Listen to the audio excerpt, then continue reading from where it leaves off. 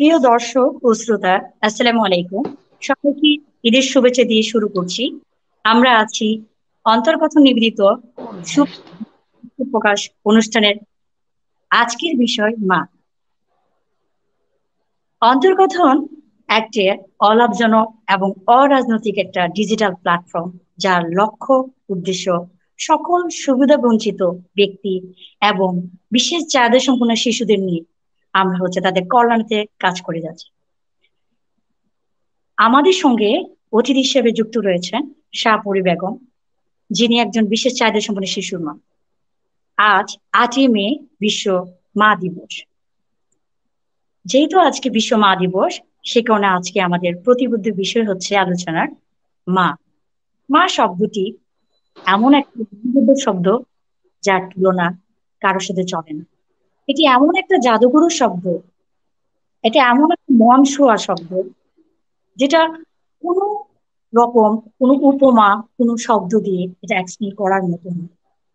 আজকে বিশ্ব মা দিবস উপলক্ষে আমি সমস্ত অটিজম আক্রান্ত সকল শিশুর মাদেরকে আমি সেলুট জানাচ্ছি, এবং আমি আমার হৃদয় অন্তঃস্থল থেকে তাদের প্রতি ভালোবাসা জ্ঞাপন করছি। সুতরাং আর দেরি নয়, আমি এখনই আমাদের বিশেষ যে অতিথি আছেন শাহপুরী বেগম আপা, ওনার সাথে আমাদের প্রাথমিক আলোচনা পর্বটা এখনই শুরু করতে যাচ্ছি। জি আপা। আসসালামু আলাইকুম আপা। ওয়ালাইকুম। আজকে আজকে বিশ্ব মা দিবস। প্রতিটা মাকে বিনম্র শ্রদ্ধা এবং ভালোবাসা। আমি একজন স্পেশাল বাচ্চার মা। আমার ছেলের নাম আশরাফুদ্দিন ফিদা। আমার ছেলের বয়স এখন 20 বছর। আমি তো আগে কখনই চিন্তাই করতে পারি নাই যে আমার একটা স্পেশাল বাচ্চা হবে। আমার জীবনে এতটা পথ আমি এভাবে আমি পার করব।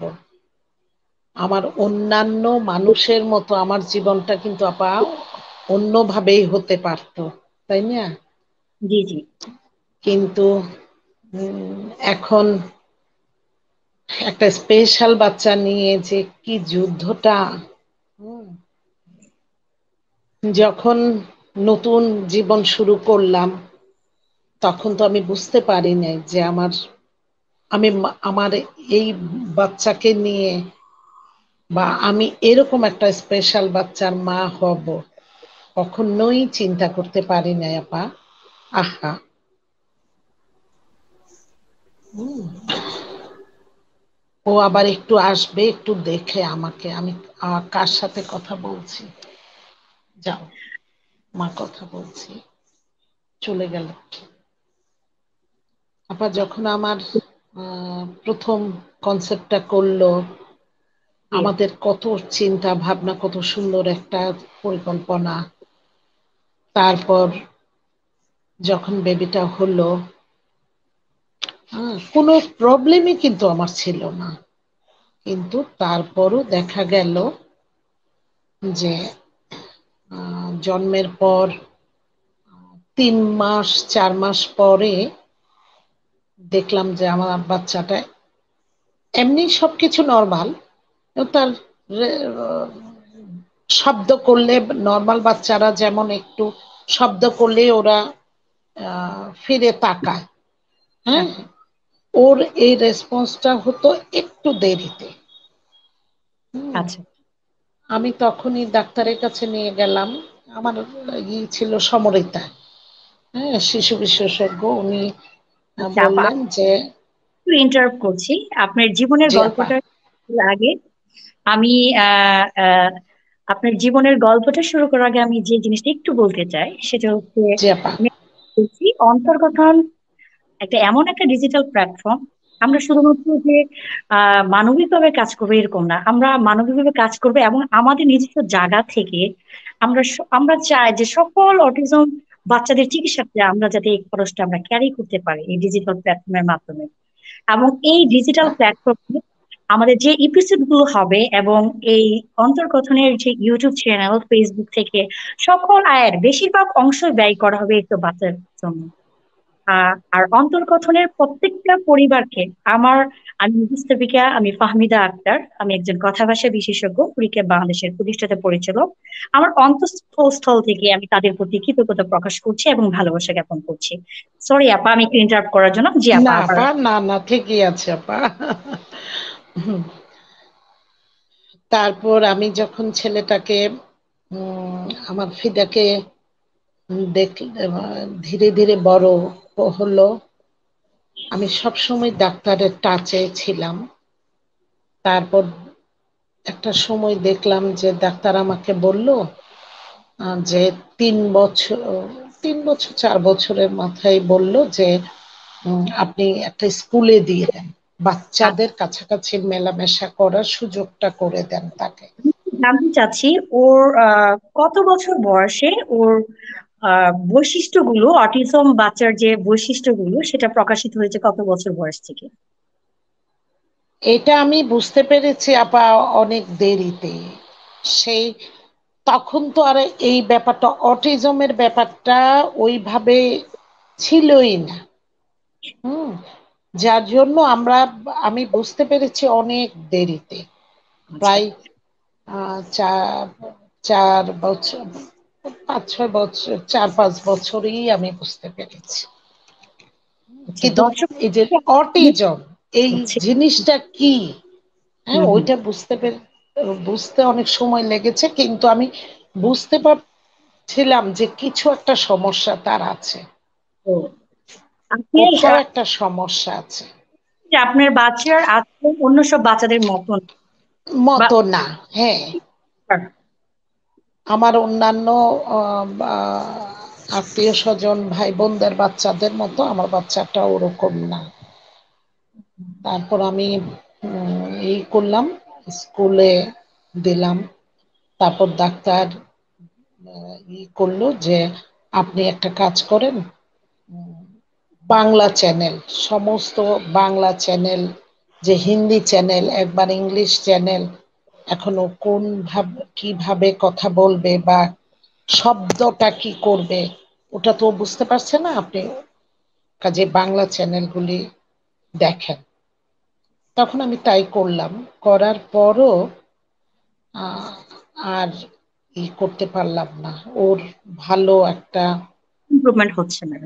ইমপ্রুভমেন্ট করতে পারলাম না, ডেভেলপটা হচ্ছে না। তারপর দিলাম স্কুলে, স্কুলে দেওয়ার পরও অনেক দিন, 1 1.5 বছর ছিল। আমার এই বাসার কাছাকাছি স্কুলটা, ঢাকা টিউটোরিয়াল। এটা কি হ্যাঁ প্রাথমিক ম্যাডামটা, অবস্থায় স্কুলে দিয়েছেন নাকি নর্মাল স্কুলে? না নর্মাল স্কুলে, প্রথম আমি নর্মাল স্কুলেই দিয়েছিলাম। আচ্ছা আচ্ছা। অনেক দিন পর্যন্ত ট্রাই করেছি।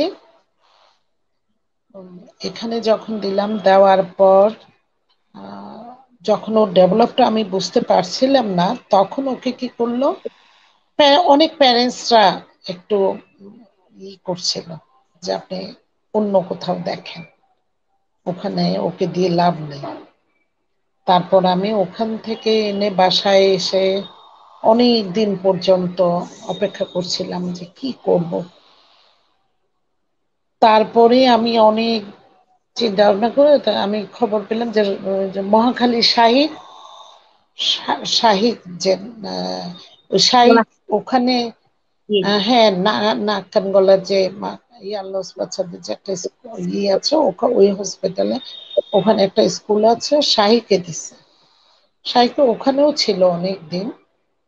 তারপর ওখানে একটা টিচার ছিল জয়ন্ত বাবু স্যার, জয়ন্ত বাবু স্যার যখন দেশের বাইরে চলে গেল, তখন আবার আমাদের বাচ্চাদেরকে ওই অন্যান্য বাচ্চাদের সাথে দিয়ে দিল, কিন্তু করলো না। ওই সেম প্রবলেম যে গার্জিয়ানরা অনেকে অনেক রকম কথা বলছে, কিন্তু অনেক বেশি খারাপ লাগতো আপা যে উম, এত বেশি এলোমেলো কথা বলছে এরা, আর এমন একটা বাঁকা চোখের চাহনি এদের, যে আমি মনে হতেছে যে আমি কি যেন একটা পাপী মানুষ, বা আমি কি একজন একটা ই উম, তারপর ওখান থেকে আবার নিয়ে চলে আসলাম। জানতে চাচ্ছি, আপনি যখন সাইকে ভর্তি করিয়েছেন, আমি যেটা জি জানি, আপা। এটা না, হিয়ারিং ইম্পেয়ারমেন্ট বাচ্চাদের স্কুলটা বেসিক্যালি এটা আলাদা। তো আপনি যখন একটা আলাদা, বাচ্চা হ্যাঁ। দিয়েছেন, সেটা কি কম্বিনেশন ছিল হিয়ারিং ইম্পেয়ার্ড বাচ্চাদের সাথে, নাকি এটা আলাদা ছিল অটিজম না সেকশন? না, ওইটা আলাদা ছিল। এটা ওই আলাদা ছিল। জয়ন্ত বাবু স্যার একজন টিচার ছিলেন। উনি প্রায় 6-7টা 11টা বাচ্চা ছিল, ওখান থেকে কমতে কমতে আর 8-9টা বাচ্চা ছিল, হয়ে গেল। ওই আচ্ছা। স্যার ওই বাচ্চাদেরকে নিয়ে শুধু কাজ করতেন। স্যার দেশের বাইরে চলে যাওয়াতে স্যার আবার এই বাচ্চাগুলি, এখন আমরা কি করব, আমরা নিজেরাও তো বুঝতে পারছিলাম না যে আমরা কোথায় যাব। জি জি জি। কিন্তু স্যার থাকা অবস্থায় কিন্তু স্যার খুব সুন্দর করে আমাদেরকে একটা সুন্দর গাইডলাইন দিয়ে খুব সুন্দর করে আমাদেরকে শিখায় দিয়েছিলেন। তারপর আমরা কোথায় যাব আমরা আর বুঝতে পারছিলাম না, তখন আমরা ওই এয়ারলস বাচ্চাদের সাথেই কিছুদিন আমরা ছিলাম, অনেক দিন ছিলাম। থাকার পর তারপরে আমরা আবার সরে চলে আসলাম। আর আমার বাসা থেকে সাহিত্য সে বহু দূর, অনেক দূর। আপনার বাসাটা তার তখন ছিল? তখনও রাজাবাজারই ছিল, আমার বাসা রাজাবাজার, পশ্চিম রাজাবাজার। আর ওই স্কুলটা তো ছিল সাইকে। আর এই বাচ্চা নিয়ে তো আপা আসলে যে ফ্যামিলিগত অনেক বেশি প্রবলেম হয়ে যায়, অনেক বেশি। আহ, তারপর ওখান থেকে আমি নিয়ে আবার গেলাম বাসায়। থাকার পর তারপর আমি খুঁজে বের করলাম যে সুইট বাংলাদেশ স্কাটন, ইস্কাটনে। হ্যাঁ, স্কাটনে সুইট বাংলাদেশ। তারপর গেলাম ওখানে, ওখানে যে খুঁজে দেখলাম যে আম, স্কুলটা কোথায়, কি রকম। তারপর ওখানে যাওয়ার পর এক কয়েকদিনই ঘুরতে দেখলাম, ঘোরার উদ্দেশ্যে দেখে দেখে তারপর রাস্তার এই পারে হলো রমনা শাখাটা, আর ওই পারে মেইন স্কুলটা, হ্যাঁ। তারপর আমি রমনা শাখায় এই পারে স্কুলটাতে ভর্তি করালাম, যেহেতু ওখানে খুব সুন্দর একটা বিশাল বড় মাঠ, হ্যাঁ, গাছ, অনেক গাছপালা আছে, মাঠ, দোলনা, স্লিপার, মানে বাচ্চাদের যা যা প্রয়োজনীয় ওরকম সব। তখন ওই স্কুলটাতেই ছিলাম অনেক দিন পর্যন্ত। তারপরে এই ধানমন্ডিতে গিয়ে খোঁজ করে নিলাম, দেখলাম কেয়ার এন্ড গ্লোরি, সোয়াগ, তারপর এরকম স্পেশাল স্কুল, সুইডেরই দুটি শাখা, আর কয়েকটা স্কুল এখানে। তো সেই যে যুদ্ধ আপা, কি বলবো।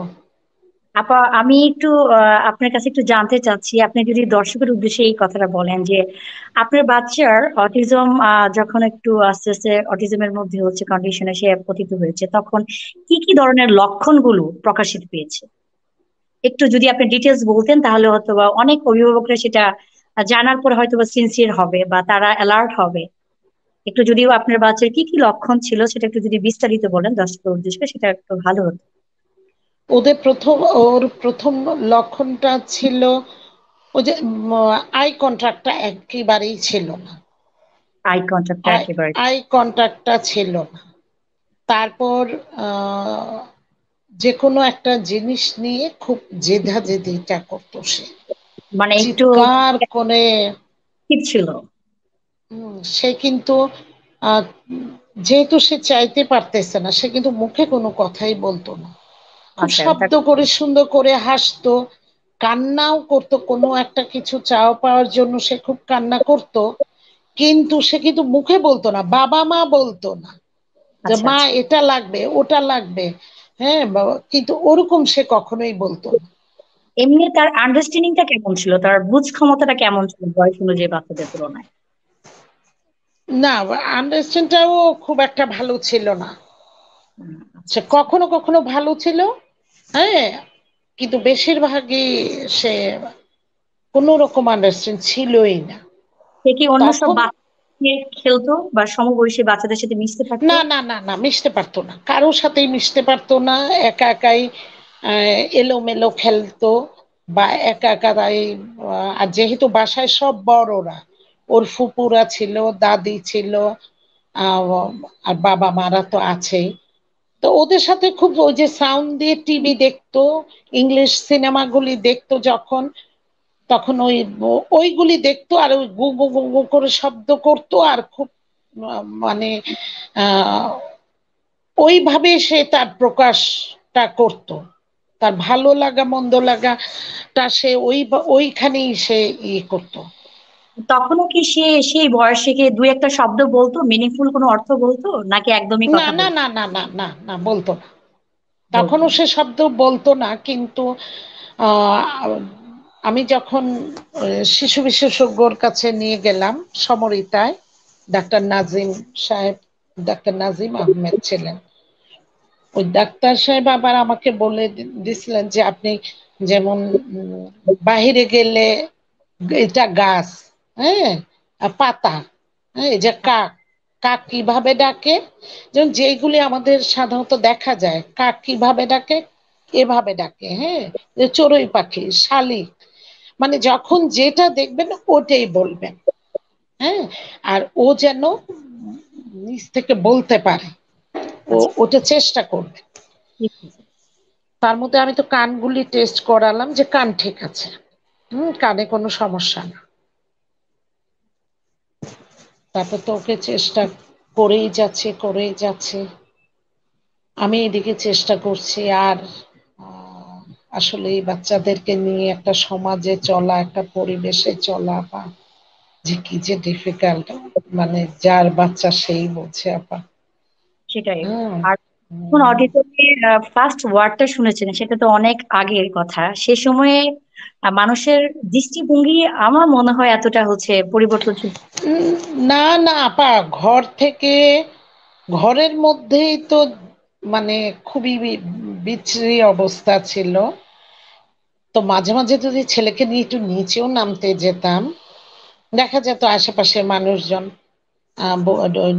বলতো, ভাবি আপনার ছেলের মনে হয় জিনে আসর করছে, হ্যাঁ, ওকে একটা হুজুর দেখান, এটা করেন ওটা করেন, সমস্ত লোকজন এরকম।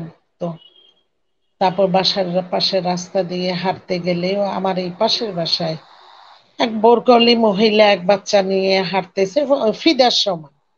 আচ্ছা। আমার এখনো আপা এত খারাপ লাগে ওই কথাটা মনে পড়লে।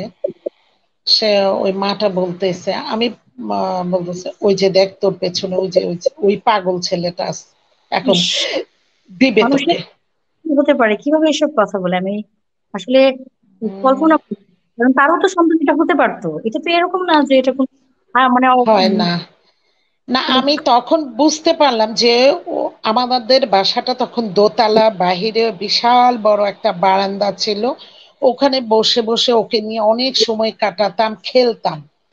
আর ওরা হয়তো ওই পাশের বিল্ডিং থেকে আমাকে ফলো করতো, আমি তো জানতাম না। আর আশেপাশে আমার জানা মতে আমার এই ত্রিসীমানা এই পাশে কোনো বাচ্চা, এরকম বাচ্চা নাই। মানে আপনি বলতে হ্যাঁ, চাচ্ছেন, আপনি আপনার বাচ্চাকে নিয়ে বাইরে বের হলেও ওরা ফলো করতো আপনার বাচ্চার অ্যাক্টিভিটি?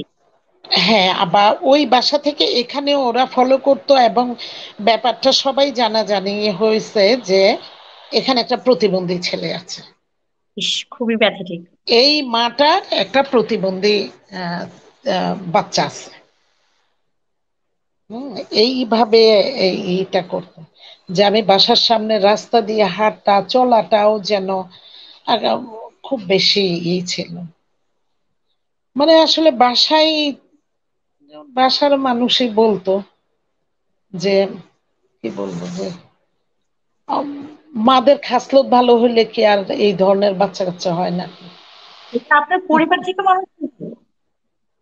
হ্যাঁ হ্যাঁ, ওরকমই বলতো আমাকে, মানে সেই যে দুঃখটা, মানে আমার কলিজার মধ্যে যে দাগটা লাগা, ওই সেই ওখান থেকে আমার আর আসলে আমার এরপরে আর কখনোই হতো না।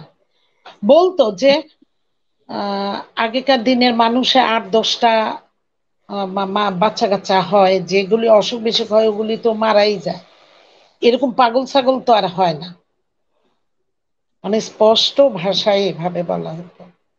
তারপর এই ছেলের পেছনে এই যে আমি আমি এই স্কুল ওই স্কুল যাচ্ছে, কি হবে? এই ছেলেকে তখন স্কুল পড়ায় কি হবে? কি আপা, আপনার স্বামী কি আপনাকে সাপোর্ট দিয়েছিল? জি। আপনার পরিবারের মানুষগুলো হয়তো বা আপনাকে বিভিন্ন ধরনের ব্লেম দিয়েছে বা আপনাকে গিলটি মনে করছে আপনি মেইন রিজন এটার জন্য, অটিজম বাচ্চা হওয়ার জন্য আপনাকে মেইন গিল্টি পার্সন বলেছে, কিন্তু আপনার স্বামীও কি আপনার পাশে ছিল নাকি উনিও? সাপোর্ট, সে পাশে ছিল বলতে আহ কখনো হ্যাঁ কখনো না। আচ্ছা আচ্ছা, মানে কখনো হ্যাঁ কখনো না, কিন্তু ওর ছিল ইটা এরকম ছিল যে আমি আছি, তুমি যাও, আচ্ছা আচ্ছা, তার মানে সে আমি কিছুটা তো হলেও আছি। দিয়েছে। কিছুটা হ্যাঁ, ওর সাপোর্ট আছে বলেই আজকে আমি এই পর্যায়ে আসতে পেরেছি আপা। আমি ফিদাকে নিয়ে আসতে পেরেছি শুধু ওর এই সাপোর্টে। যেমন ও বলতো যে আমি আছি, তুমি যাও। ও নিজের সাথে যে কোথাও যেত না, নিয়ে যাওয়ার ইটা ছিল না, কারণ ফিদাও একটু বাহিরে যেতে পারতো না বলে বা কারোর সাথে মেলামেশা করতে পারতো না বলে খুব হাইপার ছিল, খুবই মাঝে মাঝে খুব হাইপার হয়ে যেত। তখন তাকে দুপুর কি সকাল কি বা রাত্র কি আহ, আমাকে তখন বাধ্য হয়ে একাই একটা রিক্সা নিয়ে আমি সংসদ ভবনের এই পাশ দিয়ে একদম আড়ংটা, যে আড়ং এর ওই পার পর্যন্ত ঘুরে ঘুরে ঘুরে ঘুরে তারপর আমাকে আসতে হতো। হুম। না হয় মাঝে মাঝে একটা সিএনজি নিয়ে একদম মানে উত্তরার দিকে চলে যেতাম, যে একদম মাস্কট প্লাজার ওই পাশে বা উত্তরা কি বলে ওই জায়গাটা, উত্তরখান না কি বলে, ওই জি জি। মাস্কট প্লাজার ওই পাশটায় গিয়ে তারপর ওখান থেকে আবার ঘুরে সিএনজিটাকে নিয়ে ধীরে ধীরে সিএনজি ওয়ালাকে বলতাম যে আমি আপনাকে কিছু টাকা বাড়াই দিব, আপনি খুব স্লোলি যাবেন। মানে হুম। আপনি ফিরে বাইরে একটু ঘোরা বা একটু বাইরের একটু হ্যাঁ, সময় সাথে পরিচিত করা, এইভাবে আপনি সময় দিয়েছেন দিনের পর দিন। প্রচুর দিনের পর দিন আপা। সেই আহ, তারপর ছেলেটাকে যখন স্কুলে দিলাম, স্কুলে দেওয়ার পর আমার কাছে মনে হলো যে স্কুলে দেওয়ার পরে ওর আস্তে আস্তে ডেভেলপটা হলো। যখন সে স্কুলের রমনা শাখা, সে মাঠের মধ্যে ওর আহ, খেলাধুলা, থেরাপিস্টরা যখন ওকে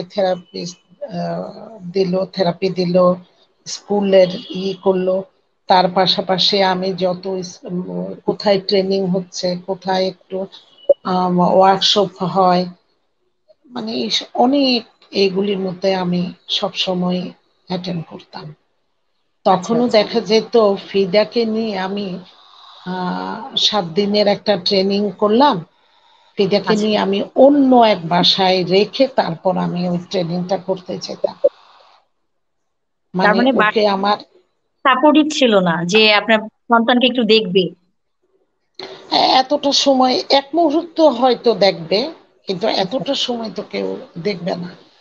আচ্ছা যে অতীত জীবনে যে মার্কেটে কখনোই আমি মানে বিগত ফিদার 10, 12, 15 বছর পর্যন্ত আমি কখনো মার্কেটেই যাইনি, কারণ মার্কেটে ওকে ওকে রেখে আমি কিভাবে মার্কেটে যাব, কে রাখবে ওকে এতটা সময়? আমি কখনোই মার্কেটে যেতাম না। হ্যাঁ, কিছু লাগলে ওর বাবাই করতো, বা দেখা যেত যে আমার বোনরা আমাকে এই সাপোর্টটা দিত। এখন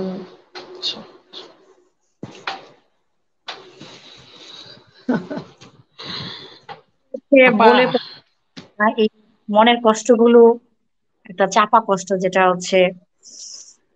কষ্ট পেতে পেতে মানুষ মনে একটা অনেক কঠিন হয়ে যায় আপনার। আপা সেটাই আপা, যে ফিদাকে নিয়ে আমি কি না করেছি বা কোথায়, মানে চেষ্টা সব, মানে কোথায় না গেছি বা কি না করেছি।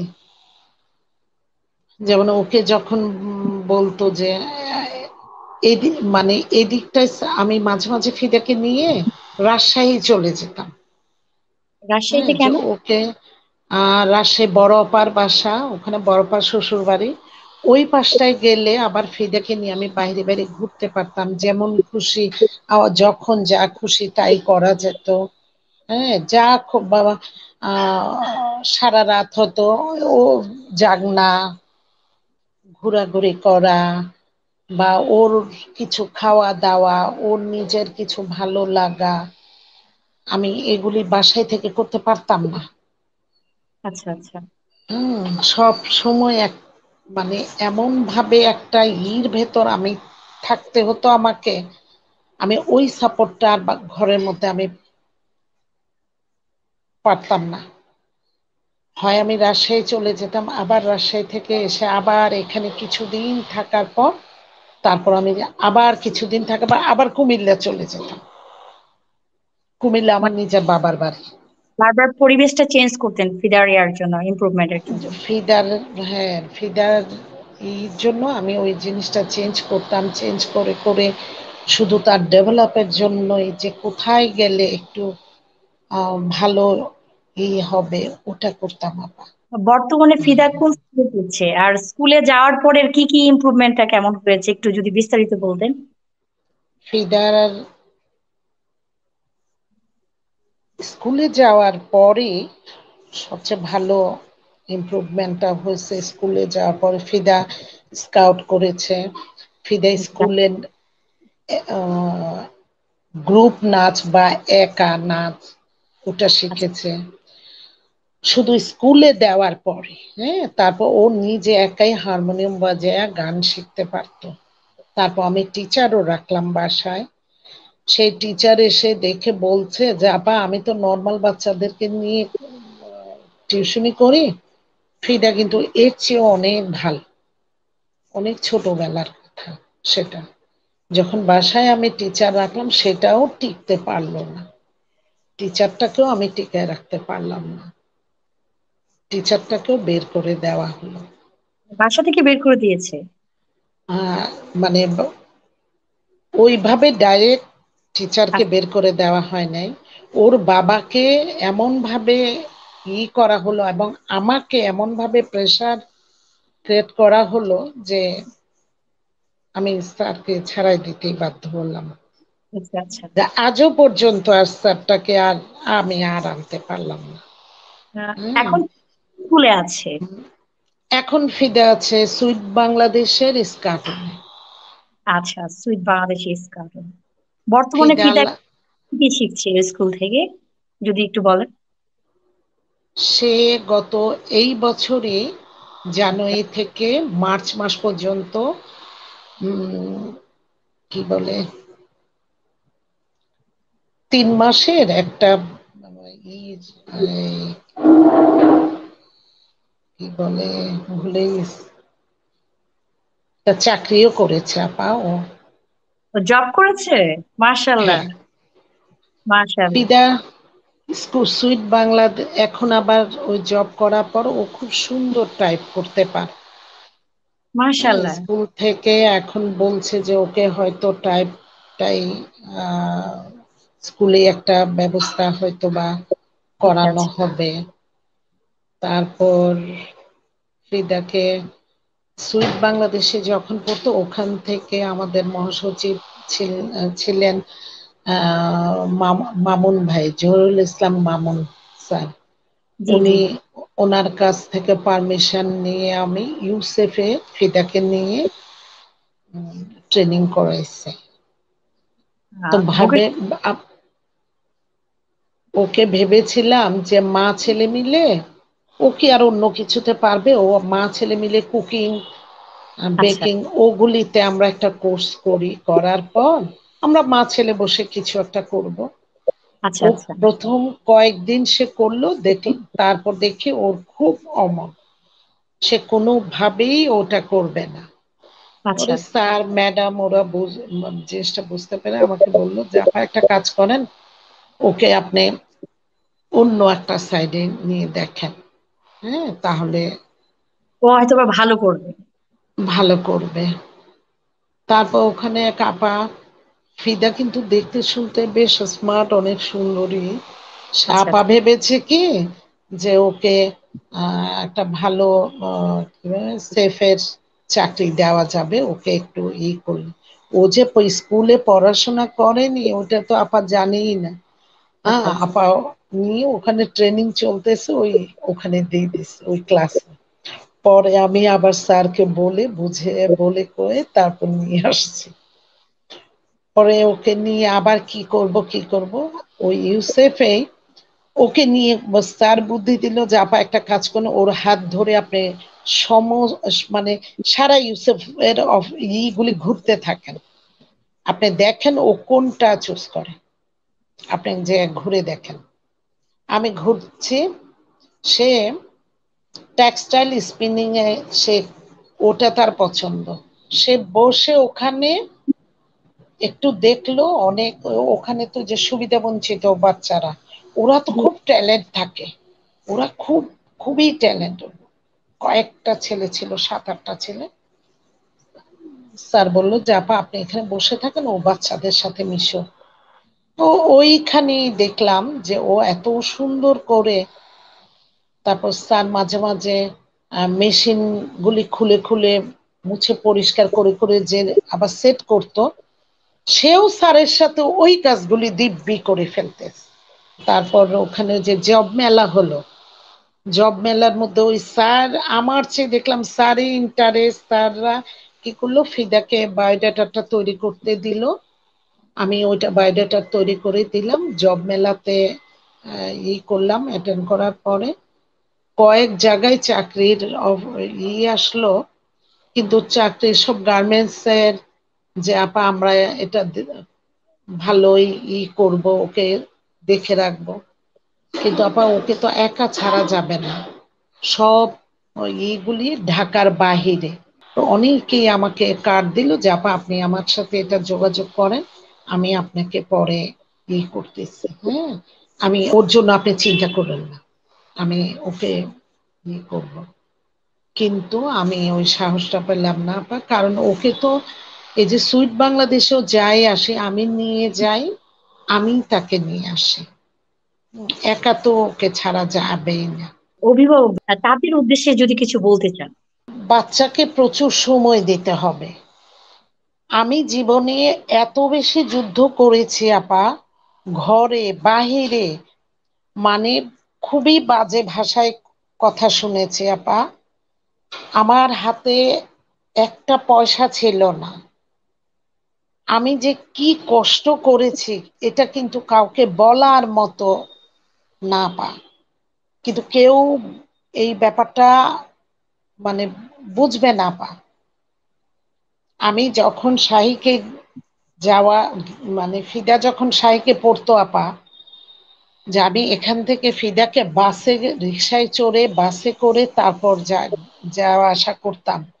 আচ্ছা। আমাদের মাদের কিন্তু বোঝা উচিত যে আমাকে ফাইট করতেই হবে। কে কি বলল, বাবার সাথেও জি। ফাইট আমাকে করতে হবে। তোমার, আমার বাচ্চাটা কিন্তু আমি ওখান থেকে নিয়ে আসি নাই, আমার বাবার বাড়ি থেকে আমি নিয়ে আসি নাই। আমাকে এখানেই বাচ্চাটার আমাকেই করতে হবে। এই পৃথিবীতে বাচ্চাটা একমাত্রই আমাদের, এটা জি। একা আমার, আমারও আমি বলবো না, এটা আমাদের, এটা আমাদের। জি। এটা আমাদের। হ্যাঁ, আহ, আপা কি বলবো আপা, যে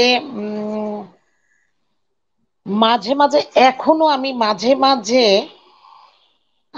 আমার এত বাজে কিছু ব্যাপার অতীতে আমি ফেস করেছি আমার সংসারে, যে ওগুলি আমি এখন মনে করি যে অতীতে আমার এতটা ধৈর্য ছিল, এখন হলে আমি কিন্তু সেটা পারবো না। আর এখন মানুষ অনেক সচেতন হয়ে গেছে, অনেক সচেতন হয়েছে, অনেক মানে চোখ কান খুলেছে অনেক। কিন্তু আচ্ছা। আগে যে একটা আমার লজ্জা সংকোচ আর সারাক্ষণই মনে হতো কি যে অপরাধ বোধটা আমার, কারণ চতুর্দিক থেকে তো আমাকেই ওই ব্লেমটা দেওয়া হইতেছে যে আমি যেহেতু একটা অসতী মা, আমি যেহেতু একটা কি বলে, আমি যেহেতু একটা পাপী মা, আমার কারণেই এই বাচ্চাটা। হ্যাঁ, তো আমি তো তা না। এই যে আমি যদি খারাপই হয়ে থাকি, আমার এই বাচ্চাটা যদি, না না, তাহলে এখন যে আমার বাচ্চা কোরআন শরীফ 3 বার খতম দিয়েছে, আমার ছেলে যে সুন্দর করে আজান দেয়, ও যত দোয়া কালাম পড়ে, ও, আমার ছেলে এখন নিজে নিজে আম, এখন এখন খারাপ লাগে তখন আমি আমার ছেলেটাকে একটা ভালো কিছু রান্না করে ঘরের মধ্যে ওকে দিতে পারি নাই। ইস, হ্যাঁ, পরিমাণে এটা হচ্ছে আহ মানে যার জন্যই আমি কি করতাম, ঘর থেকে বেরোয় চলে যেতাম। ছেলেও যে যেহেতু যে জয়েন্ট ফ্যামিলি ছিল, এটা আচ্ছা ওটা রান্না করলে গন্ধ হতো, তখন ও ওই ওই জায়গায় যেত, আমি রান্না করতে গেলেও তো ঝামেলা হয়ে যেত, আচ্ছা আচ্ছা। ওগুলি নিয়ে ঝামেলা হয়ে যাবে, তো সংসারে তো অশান্তি করা যাবে না, এক্ষেত্রে হতাশ হয়ে যেতেই হবে। না, যেতে হবে। কেউ কোনো মা পিছুপা হতে পারবে না, কেউ হবে না, কিন্তু বাচ্চাকে সময়, প্রপার গাইডলাইনটা দিলে, ভালো সময় দিলে বাচ্চারা, মানে আমার ছেলে, আমার মনে হয় ওই ছোট ছেলের চেয়ে বড় ছেলেই অনেক ভালো। আমার ছেলে আমাকে এখন কি না করে দেয়, আমার বিছানা করে দেয়, আমাকে তরকারি কেটে দেয়, আমার পেঁয়াজ আদা রসুন কেটে দেয়, তারপর আহ কাপড় ভাঁজ করে দেয়। কিন্তু ওই যে মাদেরকে একটু, ও একটু টেকনিক করতে হয়। যেমন আমি বলি যে আহ আমার ভীষণ মাথা ব্যথা করছে, আমি এখন বিছানা করতে পারবো না, আচ্ছা। তুমি আমার বিছানাটা করে দাও, আমার প্রচন্ড কোমর ব্যথা, আমি এখন কাজ করতে পারবো না। ঠিক এসে এসে যে চাদরটা তুলতে হবে, চাদরটা চেঞ্জ করতে হবে, হ্যাঁ, বালিশের কভার গুলি চেঞ্জ করতে হবে, এগুলি ঠিক করো সব, আমি ওই পাশে বসে থেকে তাকে দেখা বলে দিতে হবে। হ্যাঁ, মানে অটিস্টিক বাচ্চাদের আপনি ওকে ইস্যু দিয়ে ওকে কাজে এঙ্গেজ করাচ্ছেন যে আমার এঙ্গেজ করা, হ্যাঁ হ্যাঁ হ্যাঁ, এভাবেই তাকে করতে হয়। হ্যাঁ, ওরা এখন দেখলাম যে অনেক ভালো কিছু, আপা, ওকে সময় দিয়ে দিয়ে এর জন্যই যে আমার, আপা কি বলবো, যে আমার বুকের ভেতরটা একেবারেই মানে ঝাঁঝরা হয়ে যাওয়া। হ্যাঁ, আসলে এটা অভিভাবকের, যারা অটিজমে আক্রান্ত শিশু তাদের অভিভাবকের প্রায় হচ্ছে এই ধরনের ঘটনা ঘটে, যেমন হচ্ছে তারা মানসিকভাবে ভারাক্রান্ত থাকে এবং তারা একটা জীবন সংগ্রামের মাধ্যমে তাদের জীবনটাকে মানে অতিক্রম করে এরকম। সো দ্যাটস ওয়াই মানে আমাদের উচিত প্রত্যেকটা অটিজম শিশুদের অভিভাবকদেরকে মনোবল না হারিয়ে সামনে এগিয়ে যাওয়ার মতো সাহস যোগাতে। সাহস যোগানো। তাদের বাচ্চাগুলো আসলেই তখন আহ আমরা বলি যে প্রত্যেকটা বাচ্চার মধ্যে হচ্ছে মানে বেটার কোয়ালিটি আছে। এই অভিভাবকরা যদি হচ্ছে আচ্ছা তাদের আপা, আচ্ছা, হ্যাঁ, এরপর অনেক, দেয়, ওরা আসলে অনেক দূরে এগিয়ে যাবে। সেটাই, হ্যাঁ, যে উম, এতটা বছর আহ, ওকে যতগুলি স্কুল আমি চেঞ্জ করেছি, যত রকমের চেষ্টা আপা করেছি। শাহপুরে আপার সাথে কিছু কথা অ্যাড করছি, যেমন জি আমি আপা। চাচ্ছি প্রত্যেকটা অভিভাবকদেরকে তারা যেন হতাশ না হয় এবং বাচ্চাদেরকে অবশ্যই যাতে আর্লি ডায়াগনোসিস করে, বিকজ হচ্ছে আর্লি ডায়াগনোসিস করলে ট্রিটমেন্টের রিকভারি চান্সটা অনেক বেটার থাকে। আর এটা একটা, আর অবশ্যই বাচ্চাকে মানে বাহিরের পরিবেশের সাথে একটু মেশানো। মেশানোর সুযোগটা, জি আপা, এটা খুবই জরুরি আপা, আর এটা খুবই জরুরি। আর ডায়াগনোসিসটা করার পর পরে ওদের হচ্ছে বাচ্চার প্রবলেম অনুযায়ী অবশ্যই বিশেষজ্ঞ ডাক্তার, যেমন যদি একটা বাচ্চার ডায়াগনোসিস করার পরে, অটিজম ডায়াগনোসিস করার পরে যখন দেখা যায় যে তার স্পিচের প্রবলেম তখন অবশ্যই একজন কথাভাষী বিশেষজ্ঞ ডাক্তার দেখানো উচিত। বা যদি দেখা যায় তাদের সেন্সরি ইস্যু প্রবলেম হয়, তখন একজন অকুপেশনাল থেরাপিস্ট দেখানো উচিত। চিকিৎসাটা যদি হ্যাঁ জি আপা। রিকভারির চান্সটা বেটার, মানে বেশি থাকে। এবং অবশ্যই বাচ্চাকে যাতে একটা একঘেয়েমি পরিবেশে না রেখে তাদেরকে একটু বাচ্চাদের সাথে খেলার একটা স্কোপ করে দেওয়া, নতুন নতুন এনভায়রনমেন্টে হচ্ছে তাদেরকে পরিচিত করে দেওয়া। এবং মারা যাতে এই সেক্টরে মানে এটা না মনে করে যে আমি আজকে বাচ্চার পেছনে করব, কালকে ঠিক হয়ে যাবে, এই কনসেপ্ট থেকে তাদের বের হয়ে আসতে না হবে। না, অনেক সময় লাগে, অনেক সময় লাগবে আপা, বেশি ইফোর্ট দিতে হবে। অনেকটুকু সময় লাগবে আপা। যত বেশি হবে তার ইমপ্রুভমেন্টটা তত মানে বেশি। ইমপ্রুভমেন্টটা তত বেশি হয় আপা। এবং অবশ্যই তাদেরকে একটা ভালো স্কুলে, তার এইজ অনুযায়ী অবশ্যই হচ্ছে প্রপার এজে তাদেরকে একটা ভালো স্কুলে দেওয়া, যেমন হচ্ছে বাচ্চার সমস্যা অনুযায়ী অবশ্যই ভালো কিছু স্পেশাল স্কুল কোথায় আছে সেটা তাদেরকে সার্চ করা। এবং মনোবল যাতে না হারায় তারা, এবং তারা এই কিছু ফল্টি বিলিভে তারা যাতে বিশ্বাসিত না হয়। যেমন অনেকে আছে গ্রামের মানুষ বা শহরের মানুষগুলোই বলে যে আপনার শহরের মানুষে হ্যাঁ। এটা তোমার পাপের কারণে এই জিনিসটা হয়েছে।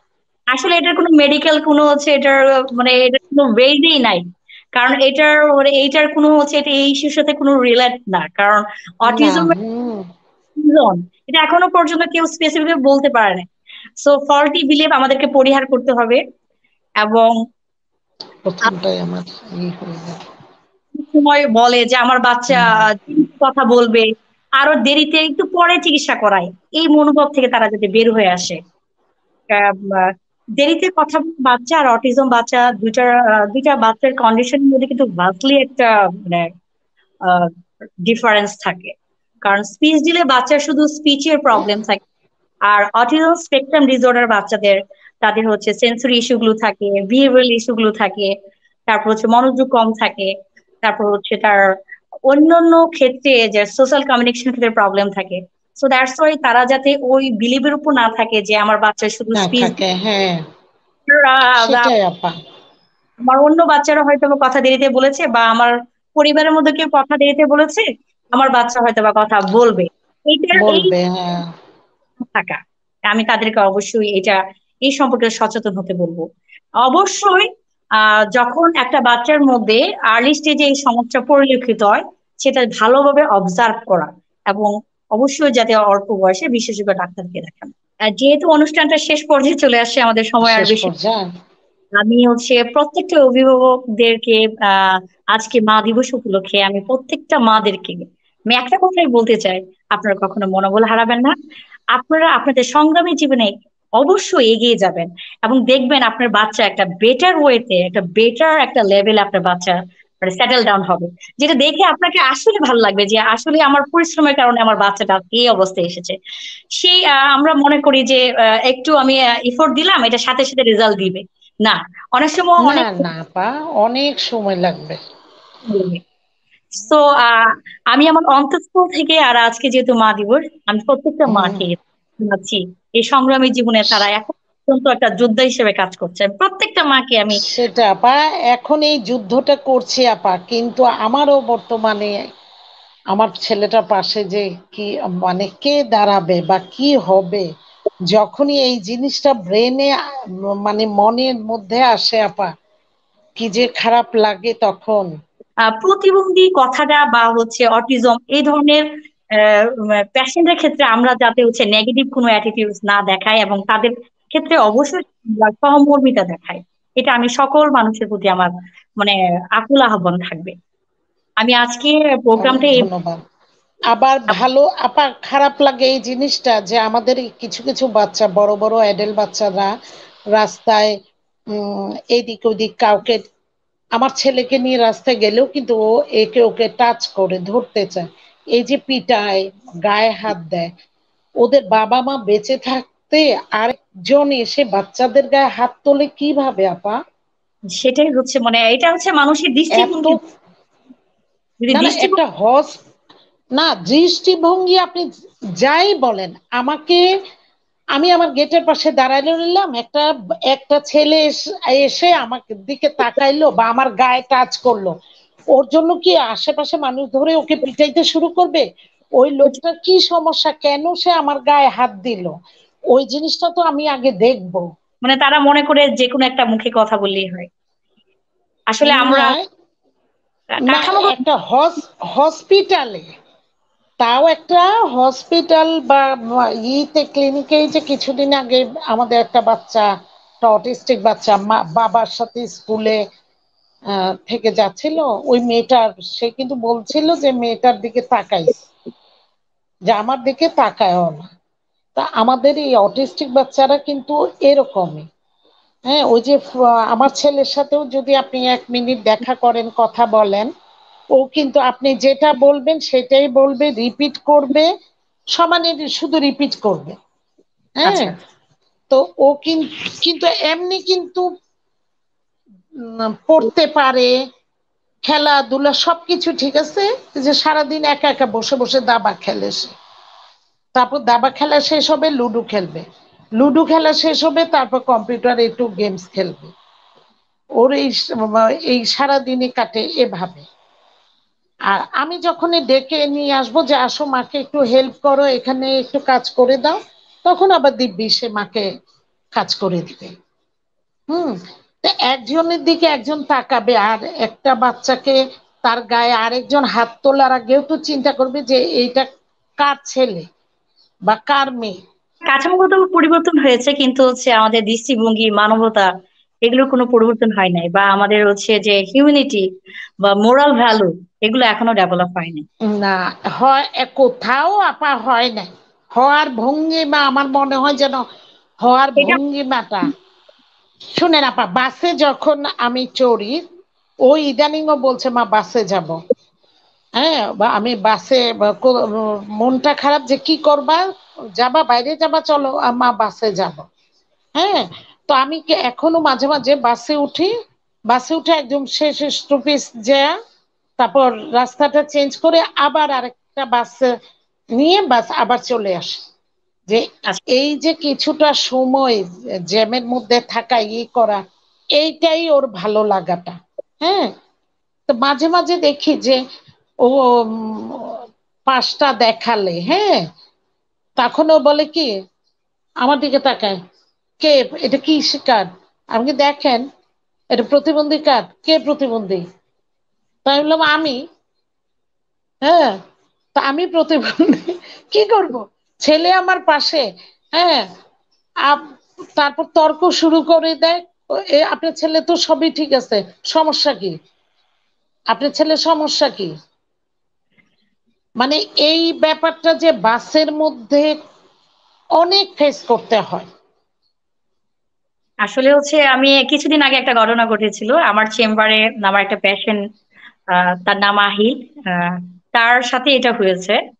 বাচ্চাটা একটু সেন্সরি ইস্যু আছে, আর হচ্ছে মানে অ্যাডাপটিভ রেসপন্সটা একটু কম, যে কার সাথে কিরকম আচরণ করতে হবে সেটা সে বুঝে না। সে হঠাৎ করে একটা মেয়ে অনেক সুন্দর করে সেজেছে বুকের মধ্যে, লিপস্টিক দেখেই সে মেয়েটার গালে একটু টাচ করেছে। বাট মেয়েটা তো একটু বুঝবে বাচ্চাটা আসলে হচ্ছে অন্য সব বাচ্চার মতো কিনা। সে মেয়েটা ঠাস করে না বুঝেই ঠাস করে একটা চড় বসিয়ে দিয়েছে। তখন ওর নানু এসে আমার সাথে বললো, কথাটা শেয়ার করলো, এবং সে কান্না করছে।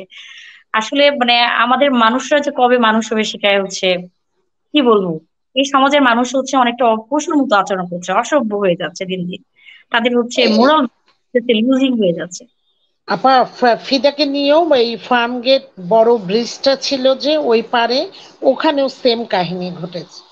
কোনো মেয়ে মানে ওখানে ভিড় ছিল, তো ওখানে মেয়েরা নেমে আসতেছে, ফিদা হয়তো কাউকে মানে ধরতে গেছে, বা হাত কোথাও দিতে, হাত এরকম ও হঠাৎ কেমন যেন ইলেকট্রিকের শক যেরকম হয় না, ও এরকম করে চিৎকার করে উঠছে। আমি তো চমকে গেলাম যে কিরে, কি হলো, আমি তো তোমার এক হাত ধরেই রাখছি। হ্যাঁ, আচ্ছা। তারপরও আহ, ও দেখতেছে আমার হাতটা ছাড়ে, ও ওই হাতটা করে একদম এইখানে একদম মাংস তুলে নিয়ে নিছে। উফ। এখন এত মানুষের ভিড়ে কে করলো কাজটা। আবার উফ। দেখলাম আমি যখন ওকে বকা দিতে যাই, তুমি, আমি ধরে রাখছি, তারপরে তুমি এদিক ওদিকে হাত লাগাও কেন। হ্যাঁ, এটা এখন তখন দেখি বেশ ভিড় জমে যাচ্ছে ওখানে। আমি দেখলাম যে এখানে আরেক হয়ে যাবে, আমি তাড়াতাড়ি ফিদাকে নিয়ে রওনা হয়ে চলে আসছে। এইরকম যে আপা কত ঘটনা, কত অপমান অপদস্থ আপা, যে বলে কয়ে আপা শেষ করতে পারবো না। এখনো এখনো আমি যারা আমাকে অনেক বেশি বাজে করেছে, আমি এখনো ওদের সামনে দিয়ে যাওয়ার সময় আমি ছেলেটাকে মাথা নিচে করে ছেলেটাকে টান দিয়ে নিয়ে চলে যাই। আসলে আমি ওদের ওদের তাকায় না, কথাও বলি না পা। আশেপাশে মানুষ বলবেই, এই বলার ভেতর দিয়ে আগাতে হবে। ওদের দৃষ্টিভঙ্গি থাকবে, কিন্তু নিজের দৃষ্টিভঙ্গিটা যখন চেঞ্জ করবেন, যখন আপনার সন্তানকে ভালো অবস্থায় আপনি রাখবেন, তখন সমাজ আপনাকে ঠিকই বলবে, বাহবা দিবে। ফিদা তো একটা বিশেষ বাচ্চা হয়েও আজকে ফিদা এই কাজ পারছে, ওই কাজ পারছে।